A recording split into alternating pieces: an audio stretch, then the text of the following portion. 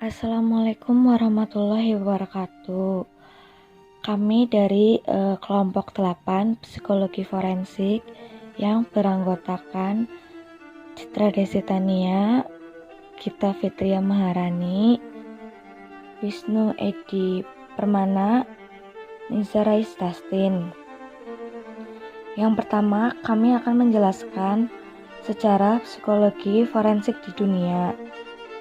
Dimulai dari upaya yang dilakukan oleh Bapak Psikologi awal Wilhelm Wundt 1878 untuk membuat kajian ilmiah atas proses mental manusia. Namun hal inilah yang mempengaruhi murid-muridnya untuk mengembangkan kajian memahami perilaku kriminal dalam rangka membantu proses hukum. Apa itu psikologi forensik?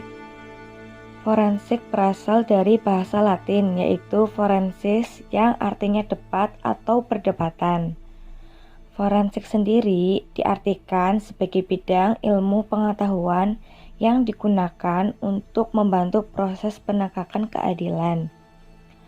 Melalui proses penerapan atau sains, dalam arti lain adalah psikolog yang memakai ilmunya di bidang psikologi dalam ranah hukum. Pekerjaan utama dari seorang psikolog forensik adalah menganalisa kondisi psikologi dari seorang terdakwa dan membantu menyembuhkan kondisi psikologi seorang napi. Tugas psikologi forensik yang pertama menganalisa kondisi mental terdakwa atau narapidana. Yang kedua, mediasi atau membantu menyelesaikan masalah psikologi terdakwa atau narapidana. Yang ketiga, menyembuhkan kondisi psikologis narapidana atau terdakwa.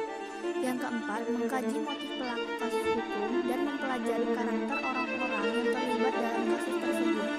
Yang terakhir atau yang kelima adalah melakukan asesmen terhadap perilaku tersangka, pelaku, atau korban untuk membantu proses hukum dan pengambilan keputusan. Beberapa fungsi yang biasanya dilakukan dalam psikologi forensik meliputi: yang pertama, evaluasi kompetensi; yang kedua, rekomendasi hukuman; yang ketiga, evaluasi risiko pengulangan; yang keempat, kesaksian sebagai saksi ahli; yang kelima, mengevaluasi hak asuh anak; yang keenam, penelitian akademis tentang kriminalitas; yang ketujuh, konsultasikan dengan penegak hukum; yang kedelapan, perawatan pelanggar pidana; yang kesembilan, memberikan layanan psikologis kepada narapidana dan pelanggar; yang kesepuluh, konsultan percobaan yang membantu pemilihan juri, persiapan saksi, atau strategi hukum; dan yang terakhir, desain program permasyarakatan. Apa yang berbeda dari psikologi forensik? Jadi, apa sebenarnya yang membuat psikologi forensik berbeda dari bidang spesialisasi lain seperti psikologi klinis? Biasanya, tugas seorang psikolog forensik cukup terbatas dalam hal ruang lingkup dan lamanya. Seorang psikologi forensik diminta untuk melakukan tugas yang sangat spesifik dalam setiap kasus individu, seperti menentukan apakah seorang tersangka kompeten secara mental untuk menghadapi tuntutan. Bagaimana saya bisa menjadi psikologi forensik? Untuk menjadi psikologi forensik, kamu harus mendapatkan gelar sarjana. Kedua, harus memperoleh gelar magister psikologi. Yang ketiga, mengejar gelar hukum. Yang keempat, dapatkan gelar doktor psikologi atau PhD dalam psikologi forensik. Yang kelima, dapatkan lisensi negara. Dan yang terakhir, menjadi board certificate. Tujuan psikologi forensik. Tujuan dari psikologi forensik adalah membantu penegak hukum mengungkap kasus, sehingga hasil telaah psikologi yang dilakukan nanti diberikan kepada penegak hukum dalam bentuk rekomendasi. Selanjutnya, rekomendasi psikologi sepenuhnya menjadi hak penegak hukum. Kaitan psikologi dan dunia hukum psikologi. Forensik merupakan perpaduan dari beberapa konsentrasi di dalam bidang psikologi, ditambah dengan pengetahuan dalam dunia hukum, sehingga membuat psikologi forensik menjadi keahlian yang lebih spesifik dibanding psikologi umum lainnya. Contoh, Di lapas, dibutuhkan kemampuan terapi atau psikologi klinis yang khusus permasalahan kriminal. Di kepolisian dibutuhkan asesmen yang khusus pada individu pelaku kriminal.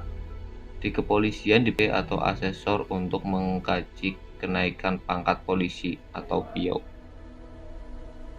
Pada layanan psikologi dalam sistem hukum, psikologi biasanya melakukan pengembangan pengetahuan spesifik tentang isu hukum, serta melakukan riset dan layanan pada permasalahan hukum yang melibatkan proses psikologi. Dalam membantu proses penyelidikan, psikolog forensik biasanya memiliki tugas yaitu melakukan otopsi psikologi, wawancara investigasi pelaku, wawancara para saksi, dan melakukan criminal profiling atau mencari gambaran perilaku dan profil pelaku. Mengapa psikolog forensik dibutuhkan untuk kriminalitas? 1. Dapat menjadi referensi ilmu yang mempelajari bagaimana tujuan, motif, pikiran, dan perasaan orang-orang yang terlibat dalam proses kriminalitas. 2. Sebab semua psikologi forensik adalah dasar dari kriminalitas karena segala aspek perilaku manusia dapat menjadi subjek regulasi kriminalitas. 3. Menjadi bidang psikologi forensik, terapan yang fokus pada pengumpulan, pemeriksaan, dan penyajian bukti untuk proses peradilan. 4. Sebagai upaya penelitian yang memeriksa aspek perilaku manusia yang terkait dengan proses kriminalitas dan peradilan. Dan penerapan profesi psikologi forensik dalam dan atau dengan kaitan dengan sistem kriminalitas yang mencakup sistem kriminalitas pidana dan perdata, serta interaksi antara keduanya. 5. Sebab psikologi forensik memberikan penjelasan mengenai berbagai komponen psikologi forensik dari proses kriminalitas. Dalam hal ini, psikologi forensik dilihat sebagai komponen yang lebih kuat dan mampu memberikan kontribusi yang kuat pada kriminalitas. Psikologi forensik mengkaji proses dan produk kriminalitas yang akan memberikan kontribusi untuk mempengaruhi bagaimana kriminalitas dapat mempengaruhi perilaku masyarakat. 6. Sebab terdapat hubungan di mana riset-riset psikologi forensik dapat dikembangkan dan hasilnya diterapkan pada bidang kriminalitas.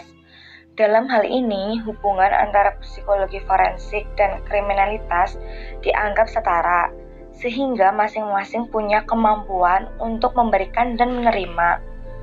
Psikologi forensik bisa menawarkan berbagai riset terkait dengan kriminalitas untuk memberikan masukan pada bidang kriminalitas untuk mengoptimalkan prosesnya. Yang ketujuh, psikolog sangat dibutuhkan di lapas. Contohnya, pada kasus percobaan bunuh diri yang para narapidananya tidak tertangani secara baik karena tidak setiap lapas memiliki psikolog. Selain itu, pemahaman petugas lapas kurang baik terkait dengan rehabilitasi psikologi sehingga mereka sering memberikan hukuman dengan tujuan mengurangi perilaku negatif narapidana seperti berkelahi dan berbohong. Di sini psikologis forensik dibutuhkan di dalam rangka melakukan asesmen dan intervensi psikologis pada narapidana.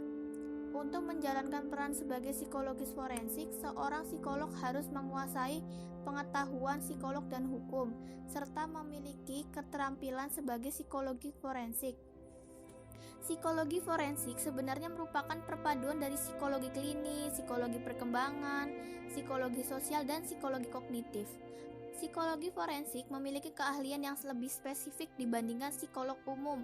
Contohnya di lapas, dibutuhkan kemampuan terapi psikologi klinis yang khusus permasalahan kriminal, sedangkan di kepolisian dibutuhkan asesmen yang khusus pada individu pelaku kriminal. Yang ke-8, peran psikologi forensik di dalam peradilan pidana di pengadilan, yaitu sebagai saksi ahli bagi korban. Contohnya kasus KDRT, kasus dengan korban anak-anak seperti pemerkosaan dan penculikan anak, dan bagi pelaku dengan permasalahan psikologis atau contohnya mental retarded, pedofilia, dan psikopat. Psikologi forensik juga dapat bekerja untuk pengacara di dalam memberikan masukan terkait dengan jawaban-jawaban yang harus diberikan kliennya agar tampak meyakinkan. Sebelum persidangan yang sesungguhnya, psikolog merancang kalimat, ekspresi, dan gaya yang akan ditampilkan terdakwa agar ia tidak mendapatkan hukuman berat. Yang kesembilan, interogasi dilakukan bertujuan agar pelaku mengakui kesalahannya. Teknik lama yang digunakan polisi yaitu dengan melakukan kekerasan fisik. Teknik ini banyak mendapatkan kecaman karena orang yang tidak bersalah dapat mengakui kesalahan akibat tidak tahan oleh kekerasan fisik yang diterimanya. Teknik interogasi dengan menggunakan teori psikologi dapat digunakan, contohnya dengan mekanik maksimalisasi dan minimalisasi. Psikologi forensik dapat memberi pelatihan kepada polisi mengenai teknik interogasi yang menggunakan prinsip psikologi. Criminal profiling dapat disusun dengan bantuan teori psikologi. Psikologi forensik dapat membantu polisi melacak perilaku dengan menyusun profil kriminal pelaku, contohnya pada kasus yang berguna di dalam langkah penyelidikan di kepolisian maupun masukan bagi hakim. Psikologi forensik juga dapat membantu polisi dengan melakukan asesmen untuk memberikan gambaran mengenai kondisi mental pelaku. 10. Beberapa kasus dengan trauma berat menolak menceritakan kejadian yang dialaminya. Untuk itu, psikologi forensik dapat membantu polisi di dalam melakukan penggalian informasi terhadap korban. Contohnya pada anak-anak atau wanita korban kekerasan, penggalian korban perkosaan pada anak yang masih sangat belia dapat digunakan alat bantu boneka.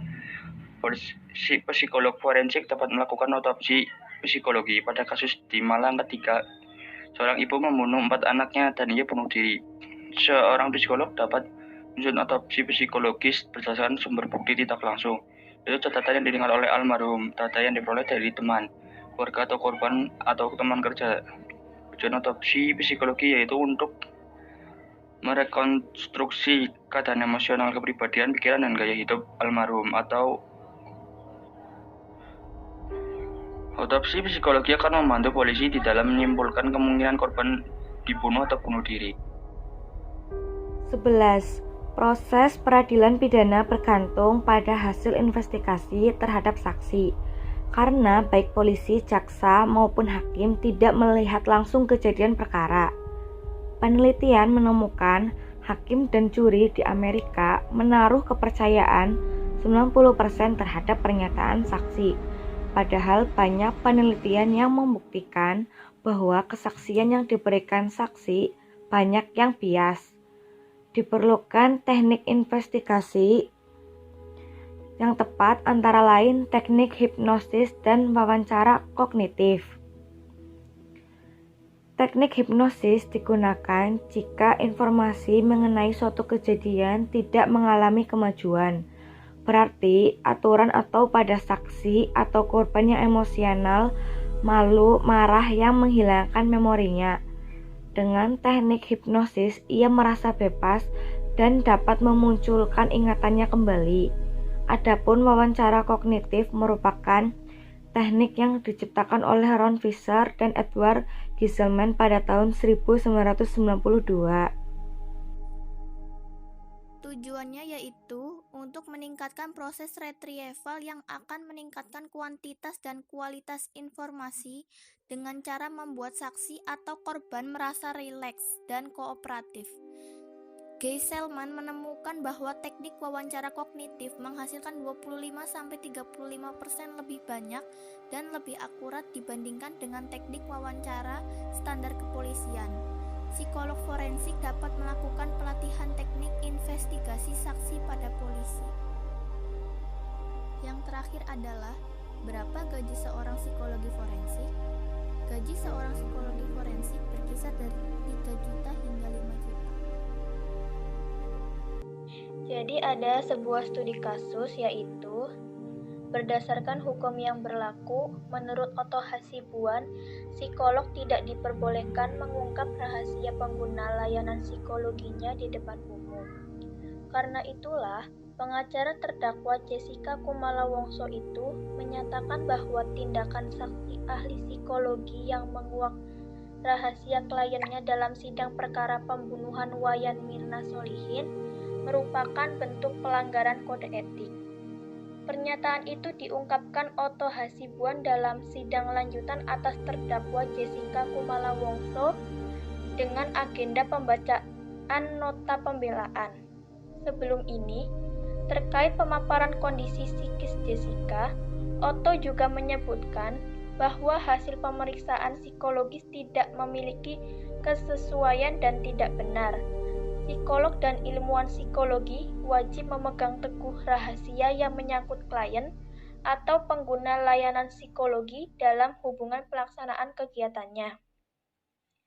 Jelas Otto saat menyampaikan nota pembelaan dalam sidang di Pengadilan Negeri Jakarta Pusat seperti dilansir antara Kamis tanggal 13 bulan 10 tahun 2016, menurut dia, psikolog hanya dapat membuka rahasia tanpa persetujuan klien untuk keperluan hukum atau tujuan lain seperti membantu mereka yang memerlukan pelayanan personal baik secara perorangan maupun organisasi serta untuk melindungi pengguna layanan psikologi dari masalah atau kesulitan. Penggunaan keterangan atau data yang diperoleh psikolog atau ilmuwan psikologi, ia melanjutkan, hendaknya mematuhi hal-hal antara lain hanya dapat diberikan kepada pihak berwenang dan hanya memuat hal-hal yang langsung berkaitan dengan tujuan pemberian layanan psikologi. Selain itu, menurut dia, pengungkapan keterangan psikolog dapat didiskusikan dengan orang-orang atau pihak yang langsung berwenang atas diri pengguna layanan psikologi dan dikomunikasikan secara bijaksana lewat lisan atau tertulis kepada pihak ketiga hanya bila diperlukan untuk layanan psikologi profesi. Dengan demikian, di mana ahli psikologi Antonia Ratih yang membuka rahasia di depan umum adalah bertentangan dengan kode etik profesi psikolog. Apabila ahli psikologi ini hadir di persidangan secara volunter, bukan atas perintah pengadilan, katanya. Otto melanjutkan, apabila saksi ahli tersebut membuka rahasia di muka sidang tanpa perintah pengadilan atau dimanapun akan mendapat ancaman hukum pidana. Dia juga menuduh jaksa penuntut umum telah keliru menafsirkan kode etik profesi tersebut, sehingga penjelasan di sini hanya terkait dengan pengungkapan rahasia di sidang pengadilan, katanya. Berikan analisis terkait isi artikel berita di atas. Apa alasan adanya pelanggaran kode etik pada kasus Jessica tersebut? Jelaskan pendapat Anda berdasarkan pasal dan referensi terkait. Pembahasannya yaitu, alasan adanya pelanggaran kode etik pada kasus Jessica adalah psikolog tidak diperbolehkan mengungkap rahasia pengguna layanan psikologinya di depan umum. Karena itulah, pengacara terdakwa Jessica Kumala Wongso menyatakan bahwa tindakan saksi ahli psikologi yang menguak rahasia kliennya dalam sidang perkara pembunuhan Wayan Mirna Solihin merupakan bentuk pelanggaran kode etik. Hal ini bisa dilihat dari pasal 56 nomor 3 tentang hukum dan komitmen terhadap kode etik yang berbunyi, psikolog dan atau ilmuwan psikologi yang menjalankan tugas psikologi forensik wajib memiliki kompetensi sesuai dengan tanggung jawab yang dijalaninya, memahami hukum di Indonesia dan implikasinya terhadap peran tanggung jawab, wewenang, dan hak mereka atau klien. Juga di mana dijelaskan dalam pasal 56 nomor 4 yang berbunyi, psikolog dan atau ilmuwan psikologi menyadari adanya kemungkinan konflik antara kebutuhan untuk menyampaikan informasi dan pendapat dengan keharusan mengikuti hukum yang ditetapkan sesuai sistem hukum yang berlaku. Dan juga diperkuat pada pasal 24 tentang mempertahankan kerahasiaan data. Psikolog dan atau ilmuwan psikologi wajib memegang teguh rahasia yang menyangkut klien atau pengguna layanan psikologi dalam hubungan dengan pelaksanaan kegiatannya. Jadi, kesimpulannya yaitu, dari pembahasan di atas dapat disimpulkan bahwa pelanggaran kode etik psikologi ini rentan terjadi di lingkungan masyarakat psikologi. mulai dari pelanggaran dalam penanganan klien yang menggunakan jasa layanan psikologi. Sarannya yaitu yang pertama, memberikan pengarahan kepada psikolog atau ilmuwan psikologi yang belum kompeten mengenai kode etik HIMSI terkait kerjasama dengan teman sejawat demi memberikan layanan terbaik kepada pengguna jasa psikologi. Yang kedua, HIMSI memberikan pengarahan kepada psikolog atau ilmuwan psikologi yang belum kompeten mengenai kode etik psikolog atau ilmuwan psikologi dalam pemberian layanan darurat dan bagaimana langkah selanjutnya ketika pemberian layanan telah dilakukan. Agar tidak menyimpang dari kode etik yang berdampak pada profesionalitas kerja, maka dapat dilakukan yang pertama, memperbanyak pemahaman terhadap kode etik profesi.